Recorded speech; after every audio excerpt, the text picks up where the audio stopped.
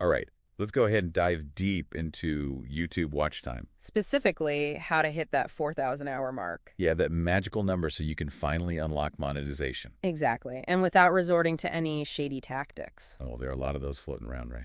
Oh, yeah, tons. We actually have one source here, Jerry Monetization Vlog. Okay. And he walks us through some pretty sketchy techniques for inflating watch time. Interesting. It's kind of wild. He's literally showing people how to manipulate the system Oh, wow. using bots and multiple accounts. Yikes. Talk about a recipe for disaster. Oh, yeah. YouTube is incredibly good at sniffing out that kind of artificial engagement. For sure. And the penalties can be brutal. Oh, yeah. We're talking account suspensions, even permanent bans. Definitely not worth the risk. No. So for this deep dive, we're laser focused on the legit strategies. Okay. We've got intel from successful YouTubers, industry experts, Sounds good. and even a few folks just starting out. Our mission, uncovering what actually works for building legitimate watch time, Right. all while staying firmly within YouTube's guidelines. Smart.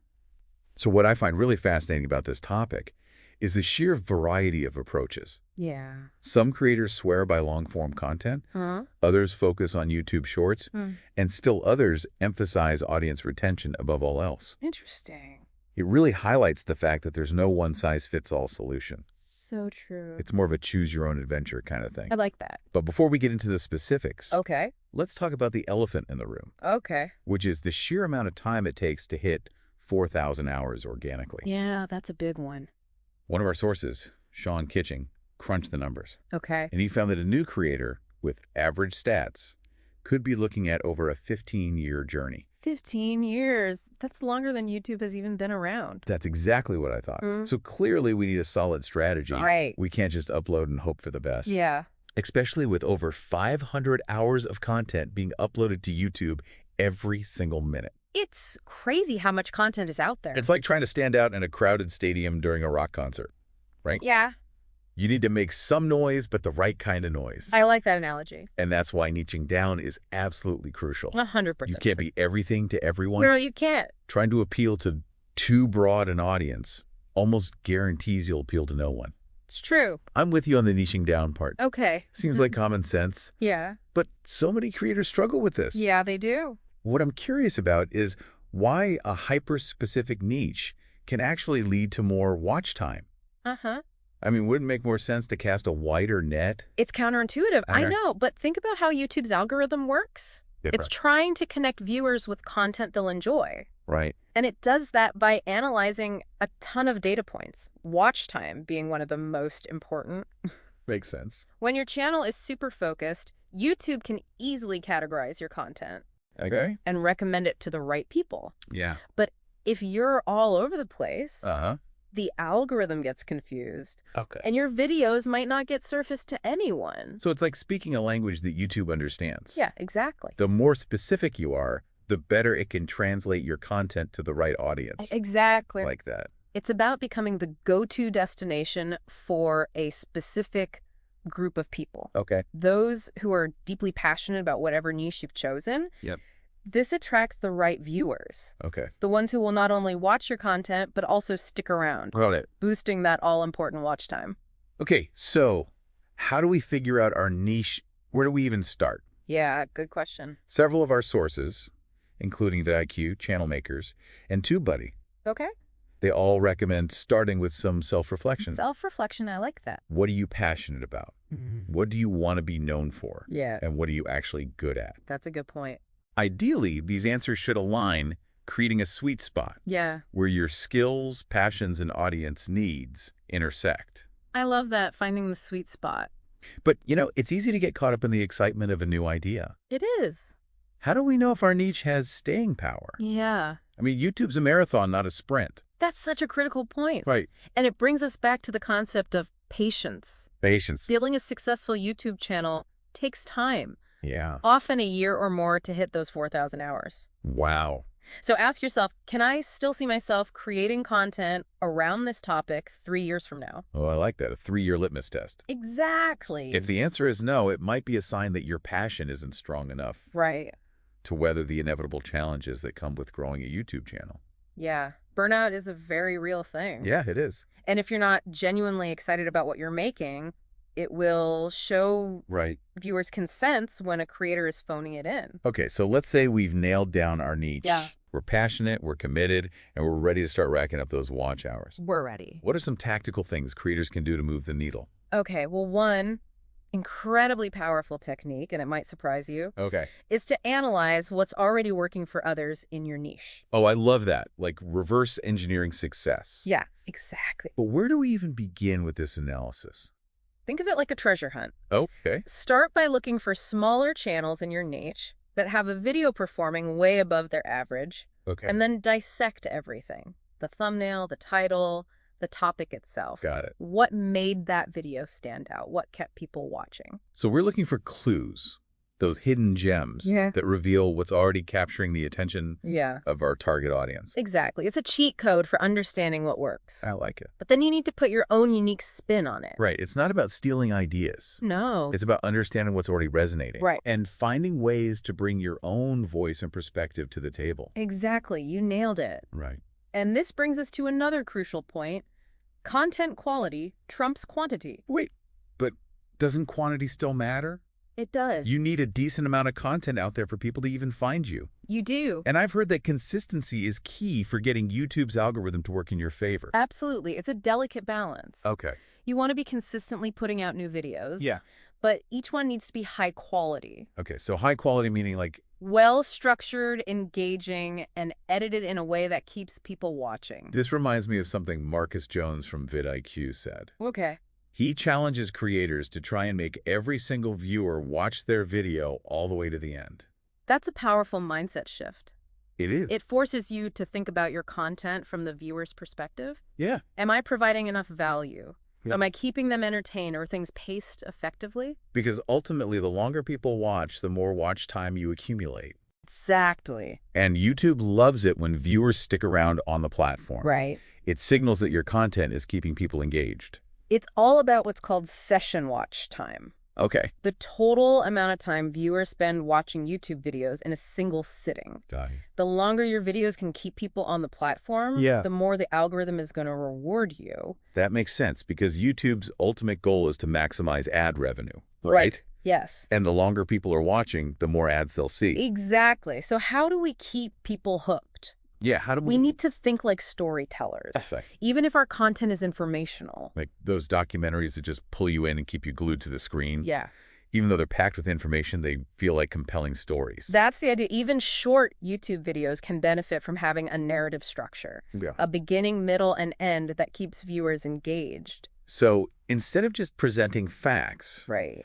we need to find ways to weave them into a story that draws the viewer in. I like that. I like that too. And it makes me think about the importance of using things like sound effects, Oh, yeah. visuals, and audience engagement to bring our content to life. Those elements are crucial. Yeah. You want your videos to feel dynamic and engaging, not like a boring lecture. Right. And speaking of keeping people engaged, don't forget about YouTube features like playlists, Yeah. end screens, and pinned comments. These are all great ways to create those feedback loops that we talked about earlier, Right. where each video strategically guides viewers to the next piece of content, Exactly. keeping them on your channel longer. You got it. It's like creating a choose your own adventure for your audience, I love that. giving them a clear path to follow as they explore your channel. Okay, we've covered a lot of ground here on how to approach watch time strategically. We have. Niching down, analyzing successful content, prioritizing quality, focusing on audience retention. Right. Using story arcs, it's a lot to digest. It is. But before we wrap up this part of the deep dive, I want to touch on something we see in one of our sources, that Jerry Monetization vlog channel I mentioned earlier. The one who's all about those shady tactics. Exactly. He's walking people through this elaborate process of creating fake watch time. Oh, wow. Using a Chrome profile generator and a bunch of automated scripts. Oh, my goodness. It's fascinating from an analytical standpoint, It is. but also incredibly risky. Oh, yeah. Super risky. It's a perfect example of why trying to game the system almost always backfires. Yeah. YouTube has become incredibly sophisticated at detecting this kind of manipulation. They really have. And the penalties can be severe. Yeah. We're talking channel suspensions, account terminations, the whole 9 yards. Oof. Yeah.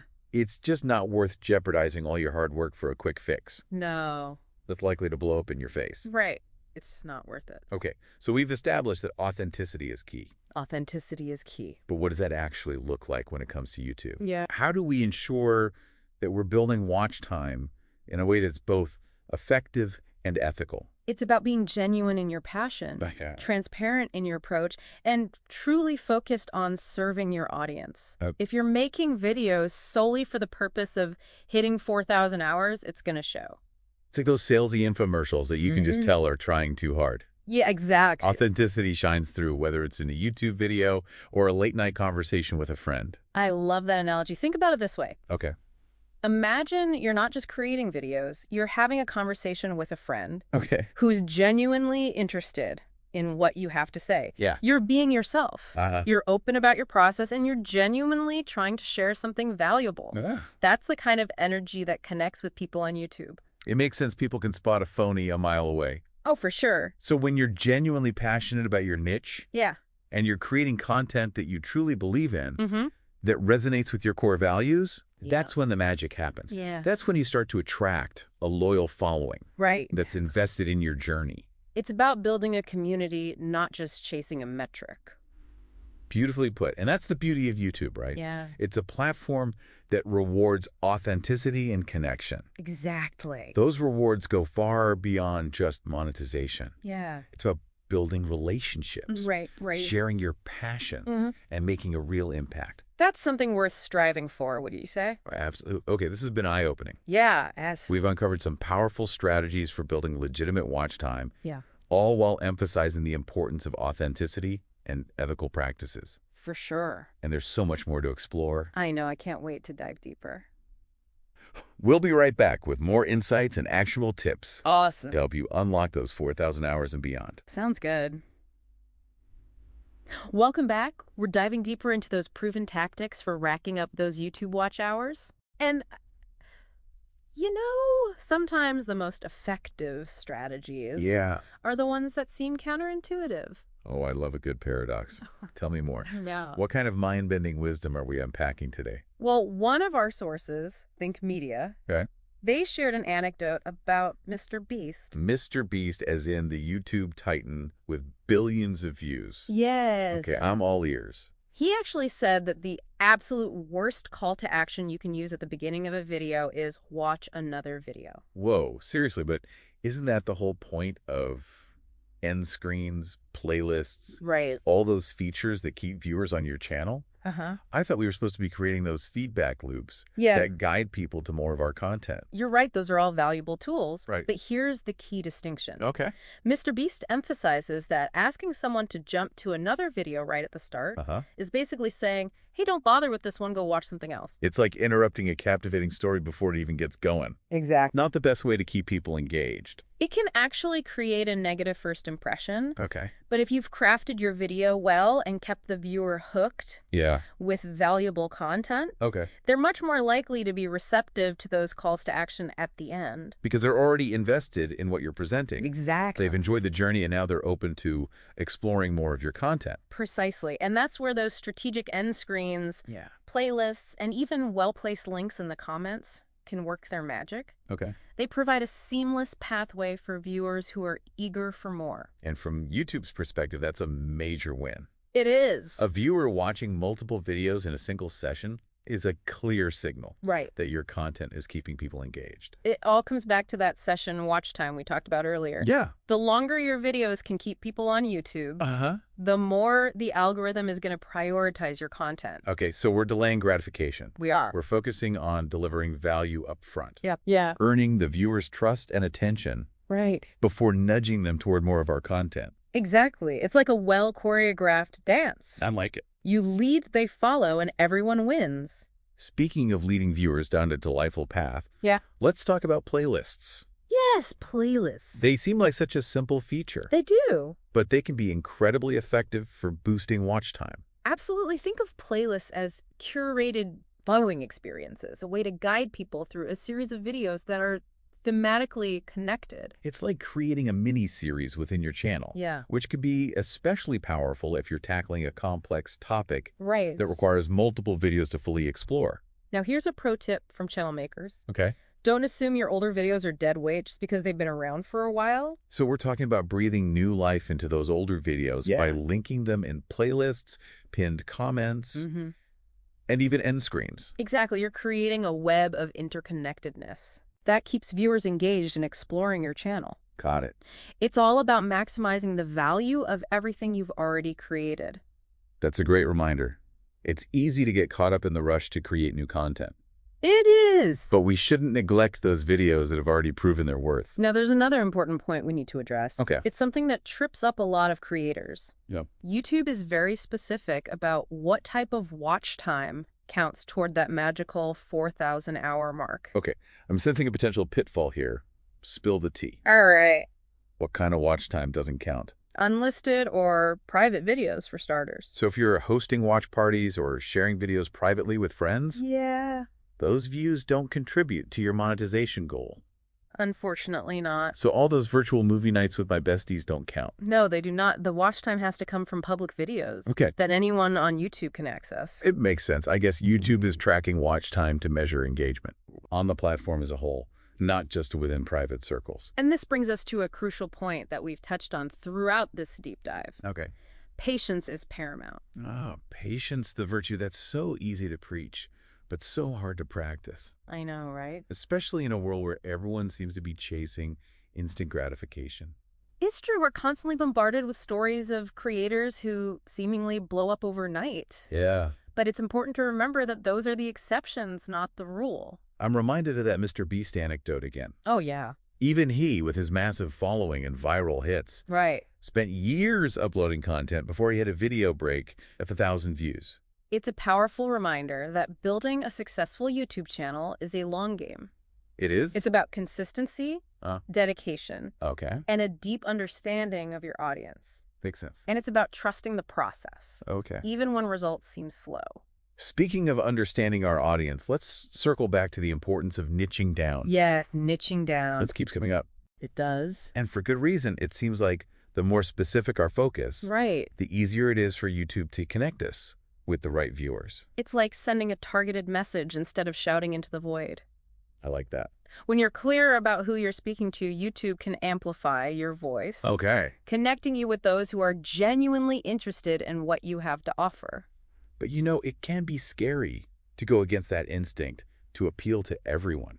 It can be. It's like we're afraid of missing out on potential viewers. I understand that fear, but here's the paradox. Okay. Sometimes that hyperfocus is exactly what unlocks surprising growth. Interesting. By becoming the go-to expert in a very specific area, you attract a highly engaged audience who values your expertise. It's like that saying, the riches are in the niches. Exactly. When you cater to a specific audience's needs and passions, Okay. you create a sense of belonging. Yeah. A community where people feel seen and heard. And that's powerful because people crave connection. They do. Especially online. We want to feel like we're part of something bigger than ourselves. Okay, so we've talked about patience, niching down, Yeah. leveraging older content, and creating those strategic feedback loops. Right. But it's important to remember that YouTube is a constantly evolving platform. Right. What works today might not work tomorrow. Exactly. We have to be adaptable. And that's why it's so valuable to stay informed, Okay. to learn from experts in the field, and to be willing to experiment with different approaches. That's where resources like vidIQ, Channel Makers, and TubeBuddy come into play. Yes, those are great resources. They provide incredible insights and guidance for navigating the ever-changing world of YouTube. They're like trusted advisors. Yeah. Helping us make sense of the latest trends and updates.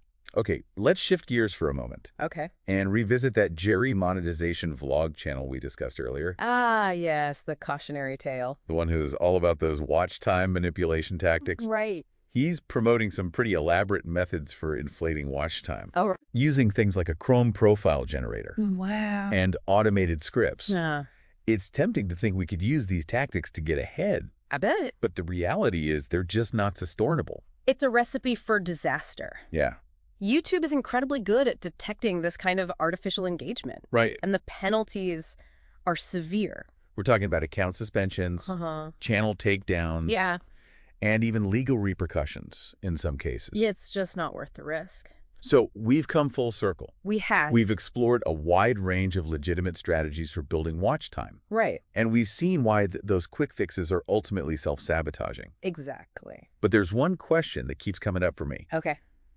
How do we stay motivated on this journey to 4,000 hours? Yeah.